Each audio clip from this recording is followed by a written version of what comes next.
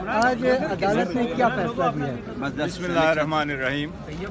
سب سے پہلے آپ کے سوال کا جواب دینے سے پہلے میں تھوڑا سا بیک گراؤنڈ بتاتا ہوں۔ دیکھیں، پاکستان تحریک انصاف نے اور خاص کر اس کے تاحیات چیئرمین عمران خان صاحب نے ہمیشہ قانون کی بالادستی کا خیال رکھا ہے۔ وہ واحد لیڈر ہے اس ملک کا جو 50 سالوں سے آپ سارے جانتے ہیں کبھی کوئی ایک مرتبہ بھی نہیں کر سکتا کہ قانون کی خلاف ورزی کی ہے، ناٹ ایون اس وقت میں جس وقت وہ کرکٹ میں تھے۔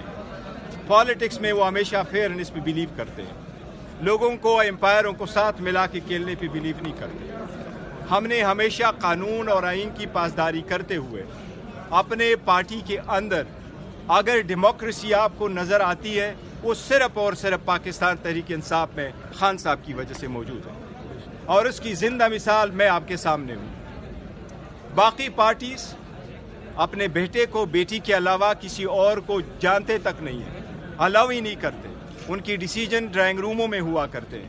خان صاحب نے ایک ورکر کو منتخب کر کے مثال قائم کی ہے کہ اسی کو کہتے ہیں جمہوریت۔ اسی جمہوریت کے تناظر میں الیکشن کمیشن نے 13 سپٹمبر کو ایک آرڈر ریزرو کیا تھا اور 23 نومبر کو اناؤنس کر دیا اتنے ڈیلے کے بعد، اور ہمیں 20 دن کا ٹائم دیا کہ اپنے انٹرا پارٹیز الیکشن کراؤ۔ قانون اور آئین کے مطابق، ہمارے پارٹی کے کنسٹیٹیوشن کے مطابق اور اس میں جو رولز بنے تھے اس کے مطابق ہم نے free and fair and transparent election کروائے۔ پشاور میں پریس کانفرنس ہوئی، ڈیٹ ہم نے اناؤنس کی، 2 تاریخ کو الیکشن ہوں گے۔ 28 تاریخ کو ہم نے الیکشن کمشنر کو اپوائنٹ کیا، 29 تاریخ کو شیڈول اناؤنس کیا۔ سارے پینل ہمارے پاس 1 تاریخ کو آ گئے۔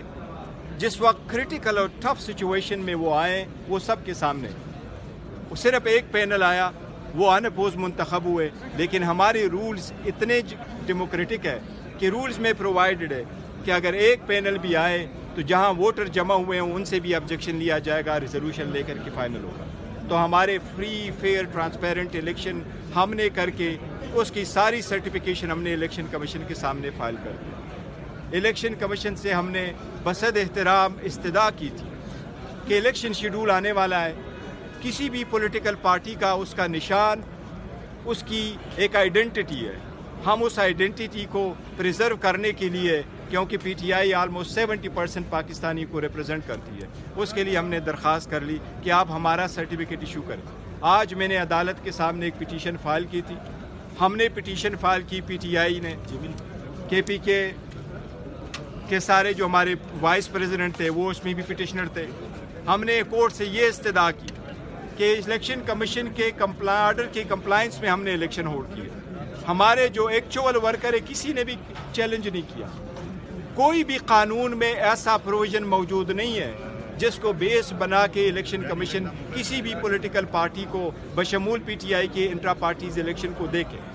175 پولیٹیکل پارٹیز جو 1960 کے قانون کے اندر اپنے انٹرا پارٹیز الیکشن کراتی تھی، ڈاکومنٹیشن فائل کرتے تھے، کسی ایک کا بھی الیکشن کمیشن نے نہیں دیکھا۔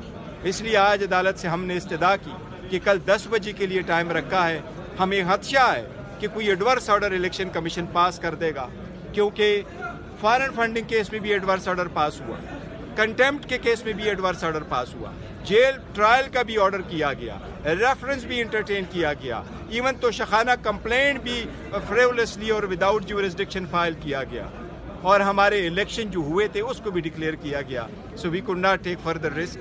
آج الحمدللہ عدالت نے الیکشن کمیشن کو فائنل ایڈورس آرڈر سے روکا ہے۔